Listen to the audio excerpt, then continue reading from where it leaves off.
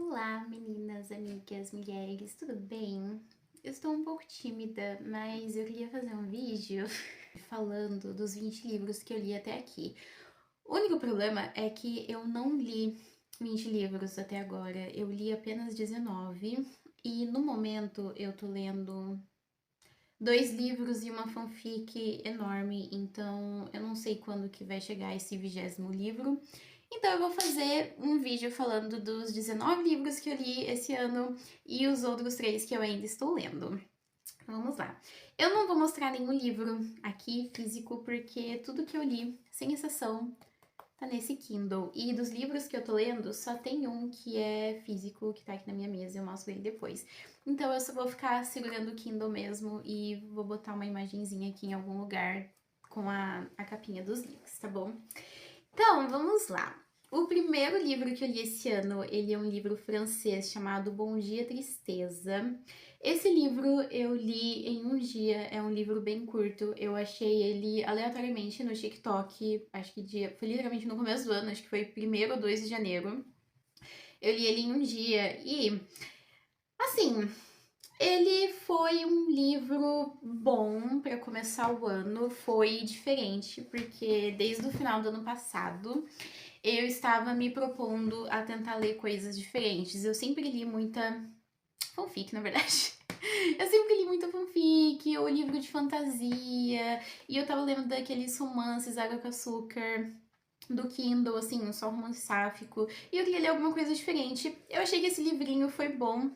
Basicamente, assim, você tem um pai e uma filha na França pós-guerra, e eles querem viver de festa, de curtição, de praia. Eles têm uma casa na praia, eles ficam lá o tempo todo.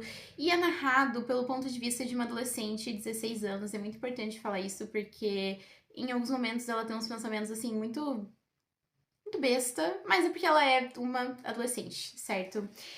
E aí eles têm uma amiga, uma mulher um pouco mais nova que o pai, se não me engano, mais velha que a Cecília, que é a protagonista. E aí ela quer que a Cecília estude. E a Cecília não quer estudar. Ela é meio que a voz da razão naquele universo ali. E é um livro, assim, muito vibes, né? Ele foi publicado, eu acho que mais ou menos na época que ele se passa, década de 50 ou 60, não sei, eu vejo depois porque eu não lembro agora de cabeça. Mas ele, como eu disse, ele é um livro muito vibes assim, então a gente acompanha essa adolescente super incomodada porque tem essa mulher que tá querendo ficar com o pai dela e tá atrapalhando esse momento de curtição, de vibes ali que ela e o pai estão vivendo juntos. E é um livro que fala principalmente sobre esse hedonismo, que é um grande estado de prazer, de curtição, de não se preocupar com nada na vida. E esse é um livro onde basicamente a gente tem uma adolescente de 16 anos que quer proteger a todo custo o estilo de vida que ela e o pai têm, que é um estilo de vida meio um estilo de vida do hedonismo, de festa, de bebedeira, de curtição, de nem se preocupar com o amanhã, que é o que na verdade estava acontecendo naquela época na França e na Europa em geral, né, no período pós-guerra. Então, assim, eu li em um dia, eu gostei, é uma leitura diferente das que eu estava fazendo naquela época, eu achei bem legal. Eu acho que eu dou, assim, umas 5 estrelas, a escrita era bem simples, bem rápida, e era muito divertido porque, assim, era uma menina de 16 anos com uma série de ideias muito tortas, mas era muito divertido ver como que a mente dela funcionava. E assim, todos os personagens eram muito interessantes, muito legais, mesmo que tivessem ali alguns personagens que não fossem. Eu não gostei, tá, de algumas pessoas que estavam ali na história, mas mesmo assim, todos os personagens eles tinham alguma coisa a contribuir com a história, era bem divertido. E ele tem um final assim que eu acho que ele meio que leva a gente de volta pra realidade dura e cruel, porque eu confesso que eu já tava esperando aquele final, mas eu fiquei triste, eu fiquei chocada também. Eu tenho aqui no meu Kindle algumas frases destacadas desse livro que eu queria compartilhar com vocês. Então, por exemplo, tem a Anne, que é essa mulher que é a voz da razão, que ela fica lá na casa de praia do pai e da Cecília, tentando colocar um pouco de senso na cabeça dos dois, mas principalmente da Cecília. Ela força a Cecília a estudar e tudo mais, a fazer uma prova importante lá. E aí tem vários diálogos entre as duas que são, assim, muito engraçados, porque a Cecília odeia ela completamente. Então tem uma cena aqui, ela tá falando sobre a mãe da Cecília que morreu. Aí ela diz assim: mas é verdade, disse Anne. Ela cumpriu com seus deveres de mãe e esposa, segundo a expressão. Aí a Cecília responde pra ela: e seu dever de puta? Uma querida, uma diva, gente. Apenas uma jovem rebelde. Mas pro finalzinho do livro tem um outro trecho onde a protagonista ela diz assim: sempre fui inconstante e não faço questão de me ver diferente do que sou. Uma diva, gente. O segundo livro que eu li é um livro chamado Nós. Esse é um livro brasileiro da Tamara Klink. E ele é, assim, praticamente uma autobiografia, um diário, na verdade, que a Tamara escreveu enquanto ela estava cruzando o oceano. Ela estava saindo da Suécia, se eu não me engano, até o Nordeste brasileiro, num barquinho, só ela. E todo o livro conta tudo que ela estava vivendo. O livro é um diário e tem os dias que ela escreveu, tem conversas que ela teve com pessoas que estavam acompanhando essa viagem. E os pensamentos que ela foi tendo ao longo do tempo. É um livro muito interessante, é muito divertido, mas assim, é um grande perrengue chique, né? Porque a gente tem essa querida, ai, porque eu estudei na Europa e não sei o quê, porque meu pai, ele também bateu algum recorde lá de cruzar o oceano em barco, ela quer fazer a mesma coisa. E aí, às vezes, ela reclama, assim, de uns problemas e depois ela tá em algum país europeu, alguma ilha, gastando uma grana. Então, teve algumas partes, assim, que eu achei muito difícil me identificar. E isso é uma coisa que eu prezo muito quando eu tô lendo. Eu tô tentando não fazer mais isso, mas eu aprecio muito mais a leitura. Eu consigo gostar muito mais da história, seja uma história real ou não, quando eu consigo gerar algum tipo de identificação. Foi um pouco difícil fazer isso com essa querida em alguns momentos, tá? Principalmente quando ela tava gastando euros, não sei aonde, ai. Mas tem muitos momentos onde ela tem algumas reflexões que se encaixam na vida de qualquer pessoa, mesmo que você não esteja em um barco tentando chegar no Nordeste brasileiro. Tem alguns trechos que eu destaquei, que são os trechos que tocaram no meu coração, entendeu? Mesmo que eu tivesse com esse problema de identificação, foram coisas que eu li e eu falei, nossa, isso aqui se encaixa em alguma situação da minha vida. Quantas gerações de mulheres inconformadas foram necessárias para que nós pudéssemos partir também, por conta e vontades próprias para além do horizonte visível? Eu acho que essa é autoexplicativa. Tem uma outra mensagem também, onde ela tá tendo alguns problemas com a mãe, tá reclamando da mãe, mas depois ela diz assim, se referindo a algo que a mãe falou, né? Ela disse que preferia me apoiar do que saber que eu passaria o resto da vida arrependida por não ter seguido adiante. Nossa, essa aqui, olha, eu li essa frase de novo agora e ela tocou no meu coração. Eu identifiquei muito a minha mãezinha dizendo alguma coisa nesse sentido pra mim. Outra coisa que ela disse que me tocou. Mas sozinha, exploro o limite da força de cada músculo. Sozinha, aprendo a orquestrar os pensamentos. Sozinha, conheço a companhia que eu mesma me faço. E estar sozinha alimenta o desejo de um novo abraço. Que reencontro poderia ser maior do que o dos corpos que se tocam com palavras? Essa aqui é maravilhosa. Liberdade é assumir a responsabilidade pelas nossas escolhas. Meu Deus, estou muito impactada. Então, esse livro foi muito bom. Nossa, às vezes ela tava ali falando de, ai, porque tal coisa no barco quebrou e eu não fazia ideia do que era. E eu tava, ai, meu Deus, gata, que saco. Mas aí ela jogava uma bomba, assim, que falava diretamente comigo. Maravilhoso. Recomendo muito, tá? O terceiro livro que eu li, eu tô buscando ele aqui no Kindle pra ver frasezinhas interessantes, mas o terceiro livro que eu li, ele foi um romancezinho sáfico, água com açúcar. Eu acho que ele não tem em português, tá? Ele se chama Love's Portrait. A gente tem uma É a Molly, se eu não me engano, ela trabalha num museu. E é num lugar que acho que não sei se o museu existe de verdade. Eu cheguei a fuçar o site da autora pra ver, porque eu fiquei interessada, mas é numa região dos Estados Unidos. É uma região da Inglaterra que existe de verdade. Realmente, algumas histórias, o contexto de arte, de cultura que foi mencionado no livro existe de verdade. E a autora, ela trabalha com isso. Ela é... Não lembro se ela é museóloga, mas ela trabalha com museus, ela tem especializações, pós-graduações nessa área. Então, é uma pessoa que sabia do que ela estava falando. E eu adoro quando você tem um autor que ele tem um interesse meio nichado, assim, e aí ele vai e faz um livro e joga as nerdices dele ali no meio. Eu acho maravilhoso.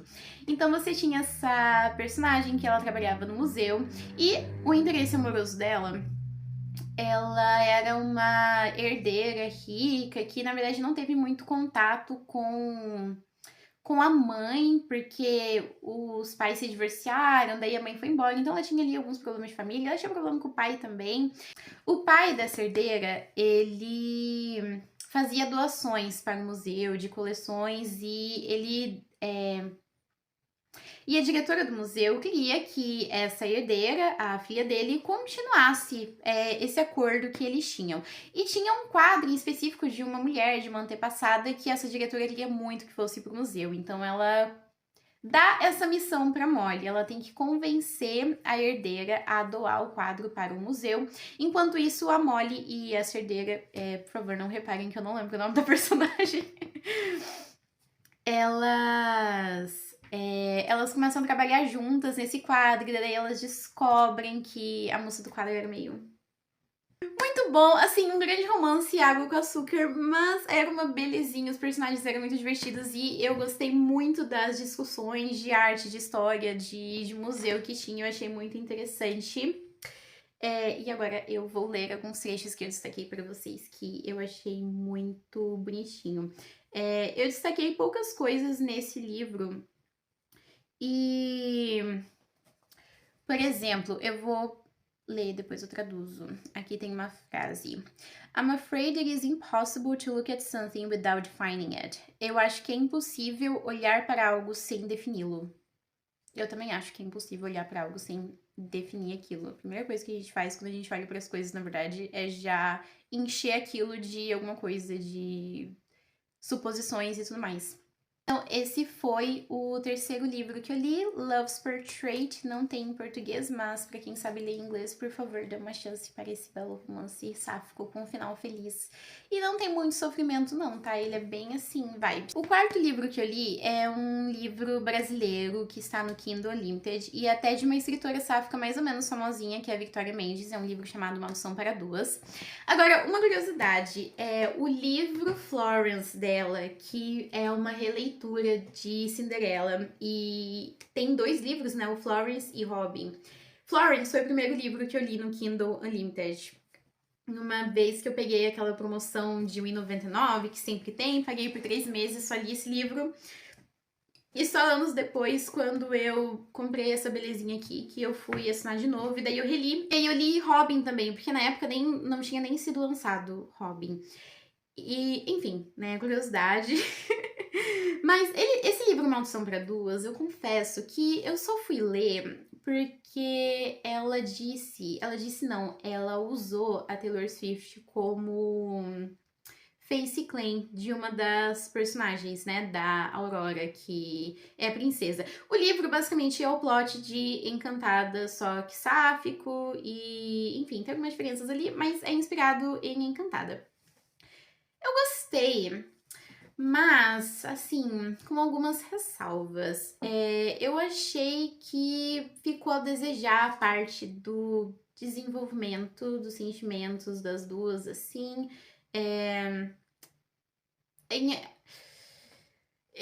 Eu fiquei me perguntando se eu já não conhecesse o filme, se eu não estivesse imaginando a Taylor Swift nessa personagem, será que eu ia gostar tanto assim?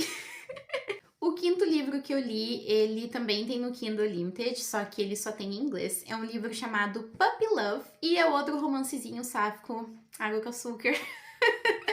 Porque eu gosto muito desse gênero, romance sáfico, água com açúcar com final feliz. Eu vi um trecho um trecho de smut no Instagram, que eu achei muito interessante. E aí eu fui buscar pra ler. A gente tem uma protagonista, ela é uma pessoa, ela tem um problema, uma questão mental mesmo, de ser uma pessoa muito rígida, ela tem uma dificuldade de ser espontânea, vamos dizer assim, uma dificuldade que ela trata com psicólogo, psiquiatra e tudo mais. Mas ela consegue um emprego novo como que chama? Pessoa que dá banho em pet. Pausa para uma sopinha.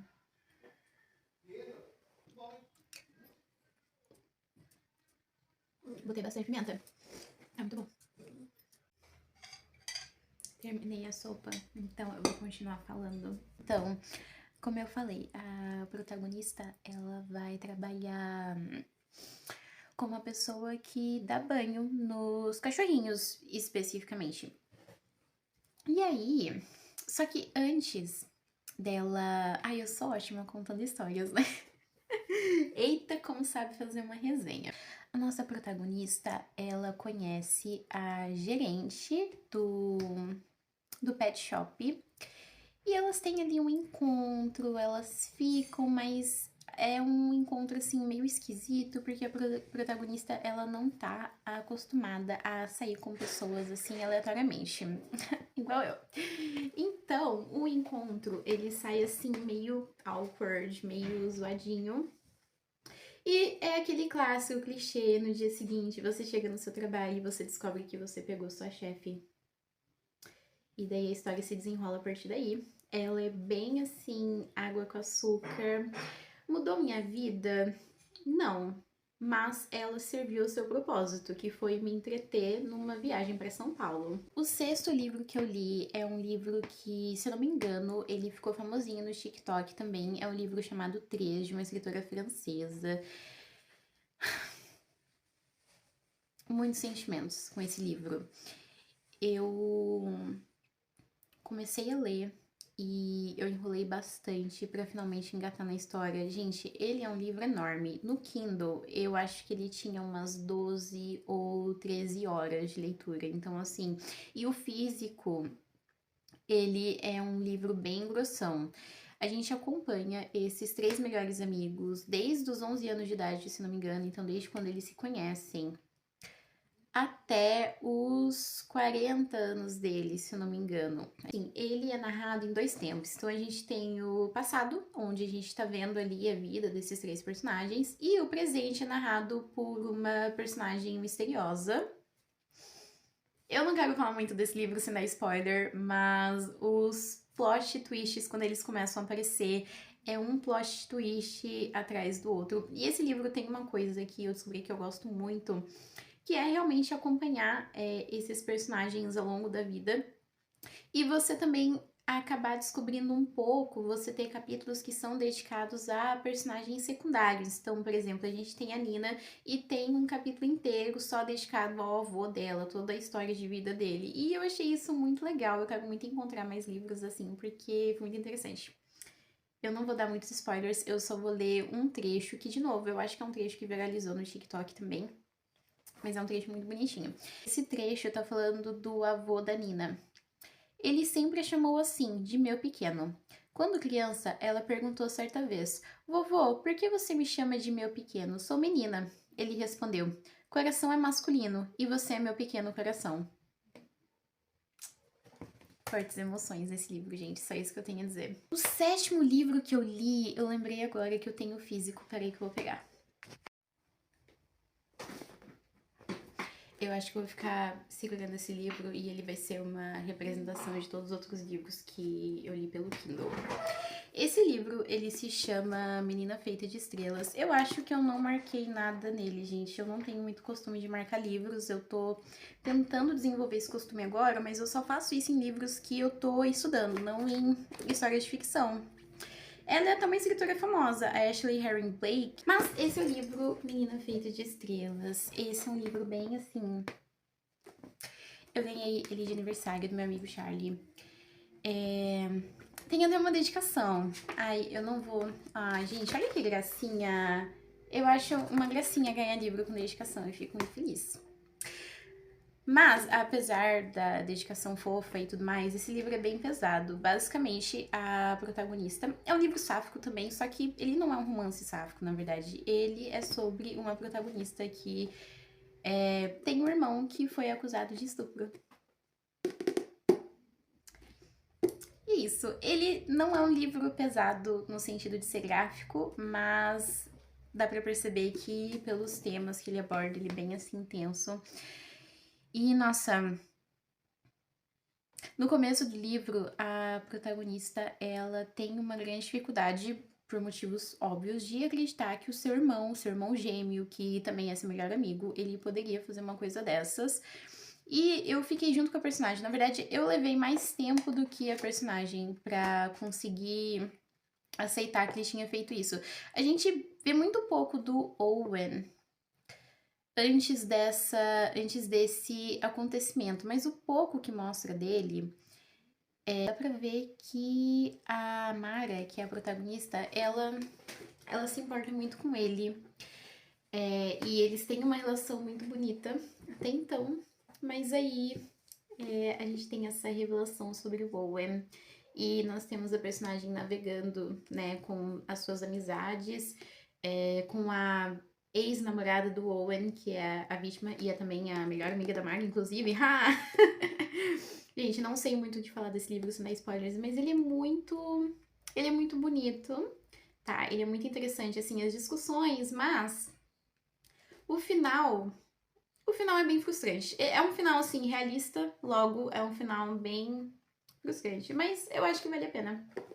O 8º livro que eu li é um livro que, inclusive, ganhou o prêmio Jabuti, que é o prêmio mais importante da literatura brasileira, e é um livro lésbico. Eu acho isso maravilhoso. É um livro chamado Amora, e ele é um livro cheio de contos, de várias histórias diferentes de mulheres lésbicas e suas experiências. Nem todos são necessariamente romance, tá? A maioria, na verdade, é sobre ser mulher ou ser uma mulher lésbica, e você tem personagens de várias idades e vários contos. É um livro relativamente curto, eu acho que eu li em uma tarde também. Mas, gente, ai, é muito bonito, tá? E é muito legal porque ele é um livro brasileiro, então tem várias coisas, assim, pra gente se identificar que a gente vê no nosso dia a dia, né? Na nossa cidade, no nosso estado, no nosso país, literalmente.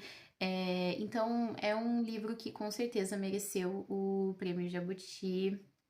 5 de 5 estrelas. Maravilhoso. O 9º livro que eu li tem no Kindle Unlimited também. Eu acho que esse foi o livro da minha lista. Deixa eu ver aqui. Eu acho que esse foi o livro que me fez mais passar raiva. E até hoje eu não sei dizer se eu gostei dele ou não. É um livro que se chama O Ano que Eu Morri em Nova York. É da Milly Lacombe. Ela é uma jornalista feminista e mais 1 milhão de coisas. Ela posta vídeos no Instagram, no TikTok. Ela é muito inteligente, ela é muito diva, eu gosto muito dela. Logo, eu estava muito animada para ler o livro dela, até porque foi ela que me apresentou a Monique Wittig, que é uma lésbica feminista francesa que escreveu algumas coisas interessantes. Eu não lembro se eu li o livro dela esse ano. Não, eu não li Monique Wittig esse ano, mas não vem ao caso.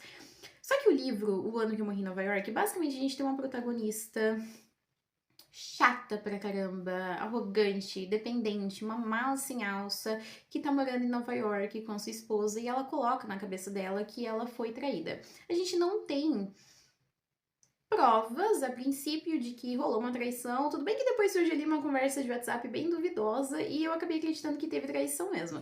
Mas a princípio a gente não tem nenhuma prova além das vozes da cabeça dessa querida. E baseado nas vozes da cabeça, ela fica um tempão sendo chata, insuportável, deprimida e até que ela não se aguenta mais e ela volta pro Brasil. Quando ela volta pro Brasil, gente, deixa eu explicar pra vocês. Esse livro, ele é dividido em 3 partes. Então, a primeira parte, ela está em Nova York, ouvindo as vozes da cabeça dela. A segunda parte, ela tá na Amazônia. E a terceira parte, ela tá no Brasil de novo. A primeira parte é essa querida sendo uma grande coitada, tá? Então, não foi ruim ao ponto de eu querer desistir do livro, mas eu li essa parte pensando, tomara que depois fique melhor. Não ficou. Eu acho que os únicos 2 motivos do porquê eu realmente li esse livro até o final foi porque ele era o livro do meu clube do livro. Eu tenho um clube do livro. E porque fui eu que indiquei. Fui eu que indiquei e todo mundo votou. E daí eu falei, caramba, vai ficar feio, né? Eu que dei a sugestão e eu desisti do livro. Eu preciso proteger o meu orgulho. E eu li até o final. Essa segunda parte, essa personagem, ela tá na Amazônia. Essa parte 2, onde ela vai pra Amazônia, ela vai com um monte de gente, classe média, alta, paulistanos, chão de taco, Vila Madalena. Eles vão para um retiro espiritual no meio da floresta amazônia, se conectar, se encontrar. Me passou uma grande vibe Legendários, eu vou falar a verdade. E toda essa parte 2 parece que é um grande livro espiritual que joga um Freud ali no meio pra falar de autoajuda. Gente, um porre, um saco. Não, de verdade, de verdade. Nossa, eu achei essa parte insuportável. Eu só continuei lendo, assim, pelos motivos que eu já falei, mas porque a protagonista, ela é uma escritora. Tocou aqui no meu coração, gosto muito de protagonistas e escritoras. Então eu queria. Ela tinha alguns embates ali com relação a ser escritora, mas isso não pagar as contas, não sustentar, como que ela poderia fazer, etc, etc, né? Algumas. Enfim. Então, eu achei isso interessante. Ela falava muito sobre isso nessa parte 2 aí da Amazônia, que ela queria escrever um livro, mas ela também tava sem ideia, ela não tava escrevendo nada. Então isso salvou. Mas, nossa, gente, é muito chato. Nossa, um porre, de verdade. Achei um porre. Na terceira parte, ela tá no Brasil. Eu falei que eu não ia dar spoilers, mas já tô dando. Mas enfim, gente, vocês também não estão perdendo muita coisa, tá? A terceira parte é legal, ela tá em Minas Gerais, e daí tem uma vibe meio interiorana, assim. E tem algumas partes, algumas frases, alguns trechos que até tocam você, tá? Então não vou dizer, é um livro, não leia. Mas assim, vá com cautela. O 10º livro que eu li também foi um romancezinho sáfico, Água com Açúcar. Eu tô percebendo ao longo dessa lista que eu me propus esse ano a ler coisas diferentes do que eu normalmente leio, mas pelo visto não cumpri. Esse livro se chama O Manuscrito. Ele é o primeiro livro que foi publicado por essa querida no Kindle. E, gente, de novo, eu só fui ler porque uma das protagonistas, a autora, usou a cara da Taylor Swift como referência. E esse livro a gente tem uma professora universitária chamada Elizabeth, uma grande gostosa. E a gente tem uma songamonga de 18 anos que é aluna. Então é um clássico professor e aluna. A historinha é muito boa, a escrita é ok. Se você quer um romancezinho sáfico, água com açúcar, para você passar ali a sua tarde, eu indico 100%. É um livro gostoso, é um livro divertido, você dá risada e ele cumpre o que ele se propõe a fazer. O meu problema é que o interesse amoroso, que é a Elizabeth, ela é muito mais interessante do que a outra protagonista. Ok, as duas são protagonistas, mas a protagonista mais importante é a Songamonga, que eu até esqueci o nome. E a personalidade dela realmente me fez questionar por que uma professora universitária que tem um grande segredo, um segredo que envolve, enfim, ser uma pessoa cheia da grana e muito poderosa e muito inteligente, por que ela se apaixonou por uma tremenda de uma songamonga? E outra coisa que me incomodou nesse livro também é que a autora, ela se inspirou na vida da Taylor Swift, obviamente, tá? É muito nítido isso. Só que o marido, o noivo da Elizabeth, que é pra ser o Joe Alwyn, o ex da Taylor Swift, ele não precisava estar ali na narrativa. Ele não cumpre função nenhuma além de ser um babaca. E assim, eu não tenho nada contra personagens babacas. Eu só acho que o personagem do noivo, ele tava ali pra ela poder seguir a história de vida da Taylor Swift, ao invés dele de fato ter uma função no livro, na história original que ela tava criando ali. Então isso me incomodou, mas não me impediu de ler, gente. Eu li até o final, tá? E como eu disse, se você quer um romancezinho sáfico pra você passar a tarde, pra você torcer pelos personagens, pra você se divertir, torcer quando acontecer o beijo e tudo mais, o manuscrito, tá? O 11º livro que eu li também é um livro em inglês. Eu acho que ele também não tá publicado em português. Ele se chama Vênus e Afrodite, uma história da deusa. Não é um livro de ficção, não é um romance. Ele, na verdade, conta toda a trajetória histórica e arqueológica da deusa Afrodite. E a relação dela com outras deusas que inspiraram ela, ou ela inspirou outras deusas, e enfim, sincretismo é bem interessante. É uma leitura de uma tarde também, curtinho. E é bem legal. Eu vou ler alguns trechos aqui, porque tem muita coisa na trajetória de Afrodite e tem várias outras deusas que estão envolvidas ali também. Ela até explica quando que Afrodite começou a ser retratada nua, por que que isso aconteceu. Machismo. Ela diz assim: This deity is the incarnation of fear as well as love, of pain as well as pleasure, of the agony and ecstasy of desire. Então ela diz que essa deusa é a encarnação tanto do medo quanto do amor, da dor e do prazer, da agonia e do êxtase e do desejo. Essa deusa é uma grande gostosa, é isso que ela tá dizendo aqui pra mim. Ela também faz um comentário sobre as coisas que a Afrodite ou Vênus representa. E aí ela diz assim sobre o desejo. Desire is a quest for the beautiful, whatever the beautiful might mean. Desire is the thing that makes us feel great about the world and therefore be great in it. It is a life force that spurs us to do, to be, to think. Então ela diz que desejo é a busca pelo bonito, seja lá o que bonito significar. Desejo é a coisa que nos faz, é a coisa que faz a gente se sentir bem sobre o mundo e também sobre estar no mundo. E que desejo é a força da vida que faz a gente fazer, faz a gente ser e faz a gente pensar. Muito bom! O 12º livro que eu li, fiquei empolgadíssima para ler. Esse é um dos melhores livros que eu li esse ano e é um dos melhores livros que eu li na minha vida. Eu acho que também não tem em português, gente. Perdão, mas esse livro se chama Sirens and Muses. Se eu não me engano, também é o primeiro livro da autora. E nele a gente tem 4 personagens que são artistas. A gente tem um artista mesmo, artista plástico, um pintor. Um quarentão, assim. A gente tem 2 alunas, uma é uma aluna rica, outra é aluna pobre, as duas se envolvem. É sáfico de novo, gente. E a gente tem um riquinho, babaca, com daddy issues.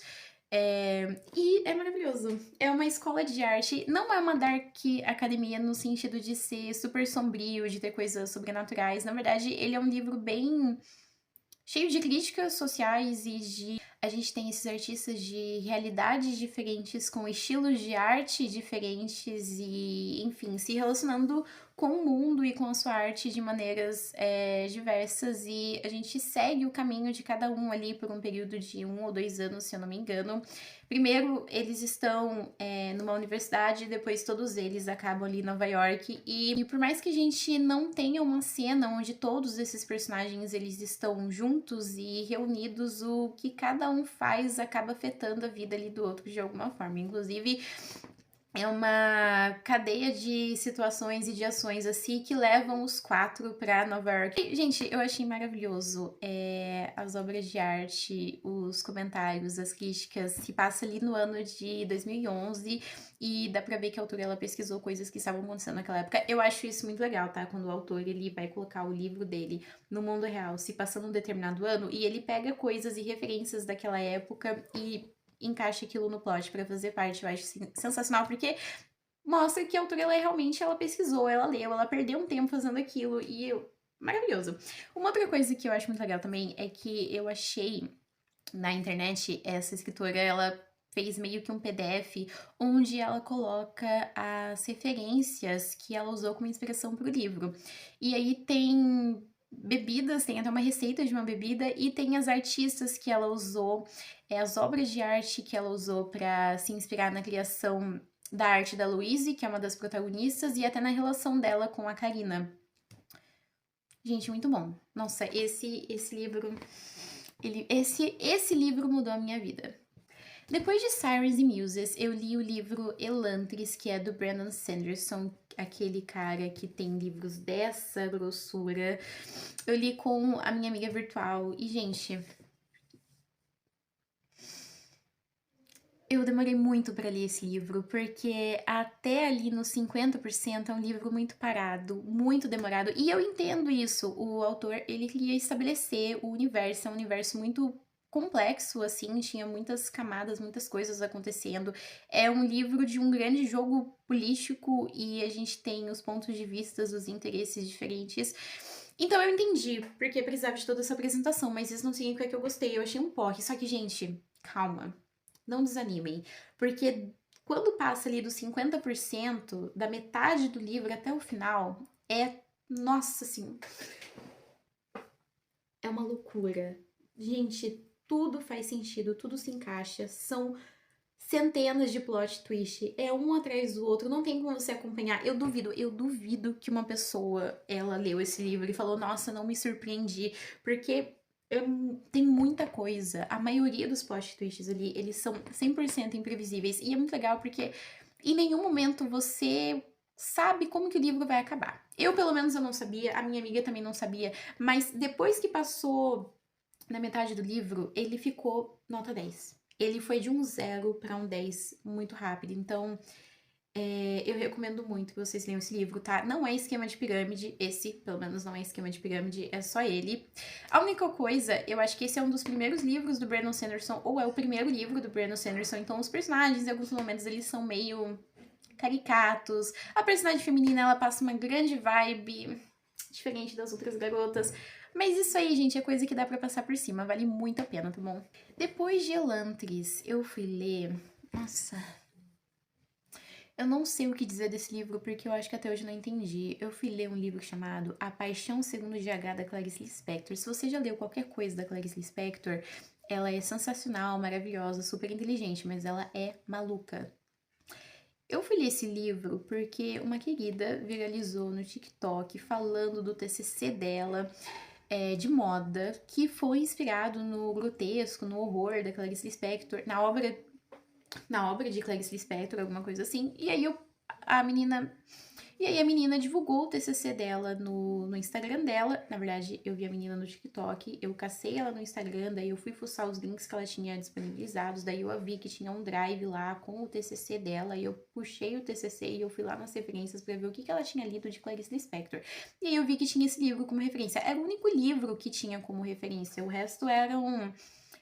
artigos que falam sobre Clarice Lispector, sobre o horror, sobre o grotesco em Clarice Lispector. Esse era o livro. Eu fui ler. Eu vou dizer assim, é um livro que mudou minha vida? Mudou. De que forma? Eu ainda não tenho certeza. Mas eu recomendo 100%. Só que vá com a mente aberta, tá? Pensa, é como você usar uma droga alucinógena e aí você vai numa viagem muito doida e depois você volta e você não tem muita certeza do que aconteceu, mas você sabe que aconteceu alguma coisa e que você tá diferente por causa daquilo. Essa foi a experiência que eu tive lendo esse livro. Eu vou pegar trechos, porque eu não sei explicar muito bem o que eu li. Mas tenho medo do que é novo e tenho medo de viver o que não entendo. Quero sempre ter a garantia de pelo menos estar pensando que entendo, não sei me entregar à desorientação. Ela foi sobre mim isso aqui, tá? Nessa viagem muito maluca que ela fez enquanto ela estava escrevendo esse livro, ela teve uma visão da minha pessoa, da minha vida, e dela escreveu esse trecho pra mim. Uma coisa que eu faço no Kindle, quando eu tô lendo um livro, eu vou destacando as palavras que eu não conheço pra eu pesquisar depois. Eu nunca pesquisei nenhuma palavra, mas aí eu vou vendo os destacados e eu vejo várias palavrinhas aqui. Outra frase que mudou a minha vida, outro trecho, na verdade, e eu até escrevi um substack onde eu falei desse livro e exatamente desse trecho aqui, porque, de novo, mudou minha vida. Pois prescindir da esperança significa que eu tenho que passar a viver. Não, calma aí. Prescindir da esperança significa que eu tenho que passar a viver e não apenas me prometer a vida. E este é o maior susto. Até errei. E este é o maior susto que eu posso ter. Antes eu esperava. Não dá pra ficar esperando a vida, gente. A gente tem que viver a vida. Vidas foram mudadas. Depois desse livro, eu tava numa vibe, vamos ler histórias esquisitas e malucas. E aí eu li aquele livrinho que super viralizou no TikTok, que é aquele Meu Ano de Descanso e Relaxamento. Eu li a versão em inglês, mas esse tem em português. E esse livro, gente, primeiro, vamos estabelecer aqui que a gente não precisa gostar de um personagem pra gente ler o livro. Eu acho que é muito importante mencionar isso, porque não tem nenhuma pessoa nesse livro que vale a pena. Todas as pessoas são horríveis e cruéis de formas diferentes. A protagonista, principalmente, ela é a pior pessoa que existe na face da Terra. Eu amei esse livro. Mas eu amei porque eu li esse livro como uma grande ironia, como um grande livro de absurdo, e eu ficava passando as páginas pensando quão cruel essa fulana vai ser nessa situação. Qual vai ser a próxima ideia de jirico que ela vai ter? Que comentário babaca, insensível, escroto, egoísta ela vai fazer pra melhor amiga dela? Eu queria saber porque ela se enfiou numa empreitada ridícula. E eu não queria nem que ela se desse mal. Na verdade, assim, eu só queria saber o que ia acontecer depois, porque é uma série de absurdos. E, como eu disse, ninguém vale a pena, tá? Ninguém presta nesse livro, mas essa protagonista, ela venceu. Ela é a pior pessoa que eu já vi na face da Terra. Esse livro é muito bom. Depois desse livro, que eu também li com a minha amiga virtual, eu li um outro livro, também com a minha amiga virtual, que é o livro A Favorita, ele tem no Kindle Unlimited, é um livro brasileiro. Ele é como se fosse uma releitura de Carmila, que se passa na década de 70, numa escola só para meninas. Então vocês já devem imaginar qual é a vibe. É muito bom, tá? Eu gostei bastante desse. O único problema é porque, como se passava na década de 70, eu tava esperando uma ambientação anos 70 e não teve. É uma história que poderia ter se passado em 2025 ou em 1910. Mas fora isso, é bem divertido, ele cumpre o que ele se propõe a fazer. Eu não gostei do final. Eu lembrei disso agora. Eu não gostei do final, mas ele é um livro cheio de mistérios e de acontecimentos. É divertidinho. O 17º, o número 17, livro que eu li foi o livro chamado Ilusões do Mundo, da Cecília Meirelles. Ela é uma das escritoras brasileiras que eu mais gosto. Ela e a Cora Coralina, eu gosto muito das duas. E esse livro são crônicas ou contos que ela narrava na rádio, só que daí foi tudo compilado num livrinho. E, gente, passa uma vibe. Vamos dizer assim, eu acho que é um livro que a Anne de Green Gables, sabe? A Anne Shirley, ela iria querer ler esse livro, porque ele tem uma vibe bucólica, interior de Minas Gerais, natureza, flores, plantas. Ela é bem diferente da Clarice Lispector. É muito bonito esse livro, é muito agradável. Dá pra você imaginar que você tá numa cidadezinha bucólica no interior de Minas, com aquela arquitetura típica e comendo um pãozinho de queijo e observando a lua numa noite fria e estrelas e espíritos amigáveis e fadinhas e florzinhas cor-de-rosa. Eu gostei muito desse livro. Depois eu li esse livro. Esse é o outro livro que mudou a minha vida e é um dos melhores que eu li esse ano. Ele tem em português também, mas eu li em inglês, mas ele foi publicado oficialmente, originalmente em catalão. Que é um livro chamado When I Sing Mountains Dance, Quando Eu Canto Montanhas Dançam. Eu não sei se o título em português tá exatamente assim. Esse livro, eu encontrei ele, na verdade, no ano passado e eu comecei a ler. E eu achei muito interessante porque no primeiro capítulo a gente tem uma narração do ponto de vista dos raios. Sim, do raio entrando no corpo de um homem e matando ele. Eu achei isso genial, mas eu pensei, eu não estou preparada mentalmente para receber esse nível supremo de literatura. Então eu não li, eu fui ler esse ano. E, gente, é um livro pequeno, de novo, eu li em uma tarde, deitadinha na rede, foi super vibes. E ele é um livro maravilhoso. Ele é entre muitas aspas, parecido com 3, no sentido de que a gente acompanha a vida de vários personagens ao longo de anos, na verdade, ao longo de décadas. A gente acompanha famílias, vô e os netos, os filhos, enfim. Eu gosto muito dessa dinâmica, e é um livro onde a gente tem animais que narram, a gente tem plantas, a gente tem ali, literalmente a montanha onde todas essas pessoas vivem. A gente tem um capítulo onde a montanha narra a sua história. Absolute Cinema. Eu não sei porque.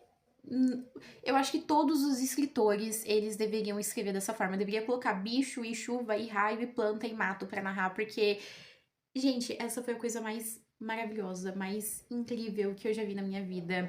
Eu acho que todo mundo tem que ler esse livro. Por favor, leiam esse livro, porque eu não conheço ninguém que leu ele. Preciso falar com alguém sobre ele. E é um livro maravilhoso. E tem o poema, eu vou ler pra vocês, porque tem o poema no meio da história que dá o nome ao título, que eu acho que é uma coisa. Eu amo quando os autores fazem isso. Eles colocam o nome, eles colocam o título no meio da história, joga ali numa frase ou dá algum significado, algumas camadas de significado pro título. Eu acho maravilhoso. Eu vou ler pra vocês o poeminha que dá esse nome, When I Sing Mountains Dance.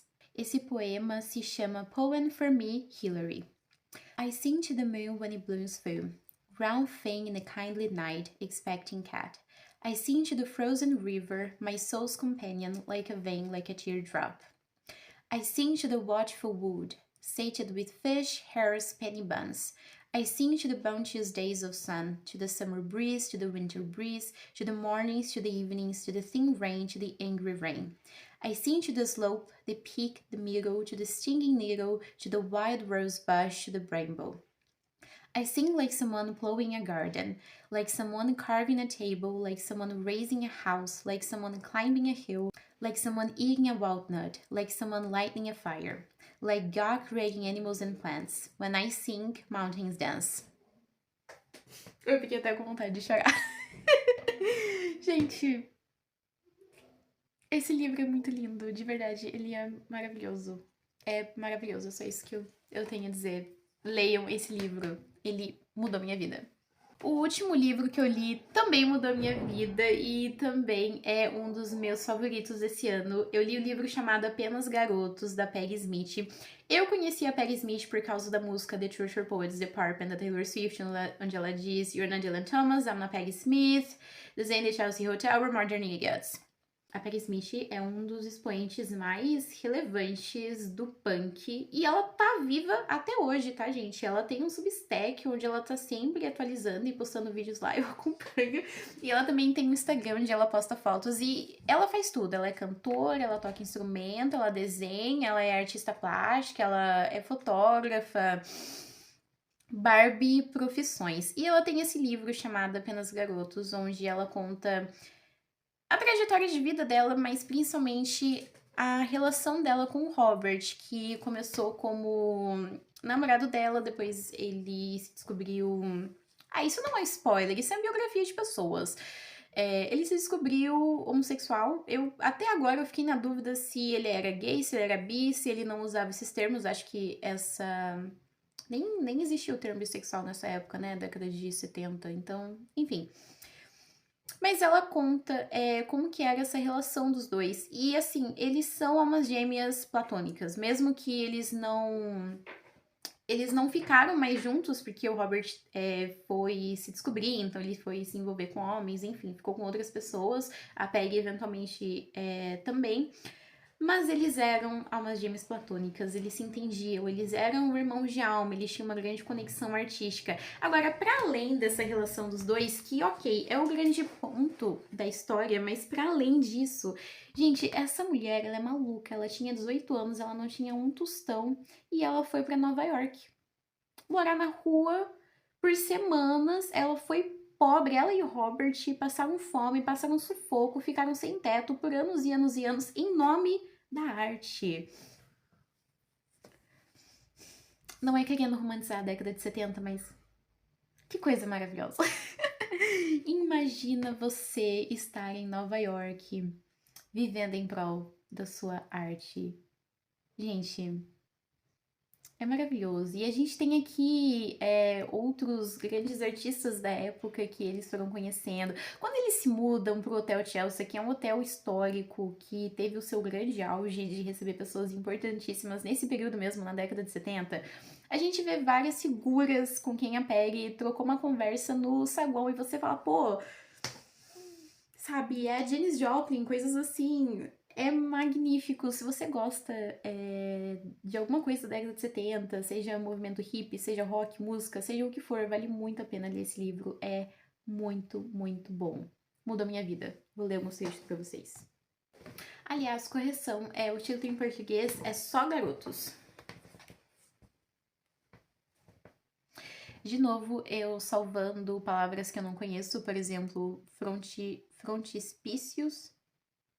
E eu também salvei nome de artistas que eu não conhecia e localizações pra pesquisar. Não pesquisei nada. Espólio, não faço ideia do que seja espólio. Ah, olha só que legal. Eu encontrava consolo nos meus livros. Por estranho que pareça, foi Louisa May Alcott quem me ofereceu uma visão positiva do meu destino feminino. Jo, a moleca das 4 irmãs Marshall Mulherzinhas, escrevia para ajudar a sustentar a família. Ela leu Mulherzinhas e li esse livro na pandemia. Somos exatamente a mesma pessoa. Ser artista era ver o que os outros não conseguiam ver. Ela tem toda a razão, diva. Agora, essa frase mudou a minha vida. Era um bom dia para chegar a Nova York. Ninguém estava me esperando, tudo esperava por mim.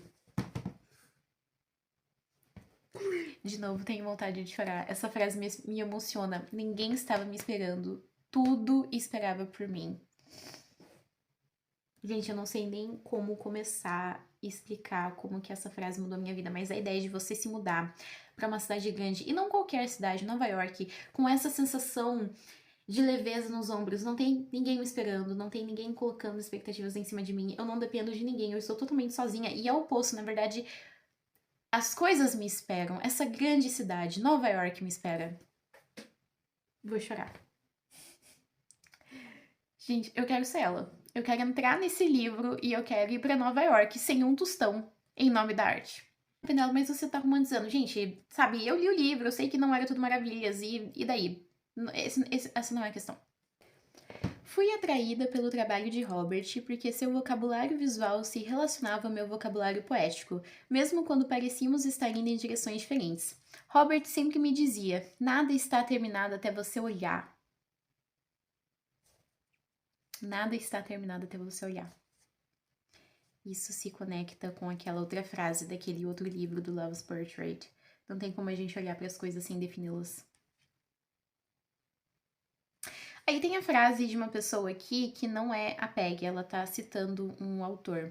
Os poetas não terminam os poemas, eles os abandonam.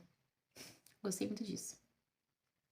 Isso aqui é muito legal. Eu achei uma curiosidade muito interessante porque a Peg tá falando do sonho do Jimi Hendrix, um sonho que ele tinha e que ele contou para ela. Ele havia sonhado em reunir músicos do mundo todo em Woodstock e todos se sentariam no campo, formando um círculo, e tocariam sem parar. Não importando o tom ou o ritmo ou a melodia, continuariam tocando suas divergências até encontrar uma linguagem comum. Depois gravariam essa música, essa linguagem universal abstrata, em seu estúdio novo. A linguagem da paz, saca? Eu sacava. Eu também, Jimi Hendrix, eu também saquei. Você sabe que não precisa ser mal para ser diferente, falei. Você já é diferente. O artista é uma espécie à parte. Eu vou chorar de novo. Gente, é isso. Foi isso que eu li esse ano. Aí tem 3 livros que eu tô lendo. Eu tô lendo aquele Mulheres que Correm com os Lobos. Eu tomei no começo, então não sei muito o que dizer. Eu estou lendo uma fanfic, All the Young Judes, eu já tô no final. Talvez eu faça um vídeo falando dessa fanfic se eu não morrer quando ela acabar, o que é mais provável, porque eu sei que ela tem final triste. E eu tô lendo esse livro, eu comprei aqui, ó. Esse livro se chama Tarô, Simbologia e Ocultismo. Estudos completos do tarô. Volume 1, eu pretendo comprar o volume 2, o volume 3, porque eu estou estudando tarô, eu gosto muito de ler tarô. Eu até tô com um dos meus baralhos aqui. Esse aqui é o clássico do Rider-Waite. E esse livro, ele foi escrito pelo Ney Naif, e, gente, eu vou ser muito sincera. Não tem como você ser um cartomante, você ser um tarólogo profissional sem você ter lido esse cara aqui, de verdade. Eu tô na página 165. Gente, ele fala de Pitágoras aqui. Eu nem gosto de matemática, mas enfim. Esse é um livro que eu tô grifando. Eu acho que não dá pra ver na câmera. Não dá pra ver, mas eu tô grifando ele bastante. Ele tem várias imagens de tarôs diferentes, tem até aqui na capa. E, nossa, você acha que o tarô é só decorar um monte de palavra-chave, mas aí quando você começa a estudar, gente, você começa decorando palavra-chave, na verdade, e quando você vê, você tá vendo história e política e matemática e ocultismo. Nossa, a gente embarca, assim, numa grande aventura. É isso. Eu não sei finalizar o livro, então eu só vou desligar a câmera.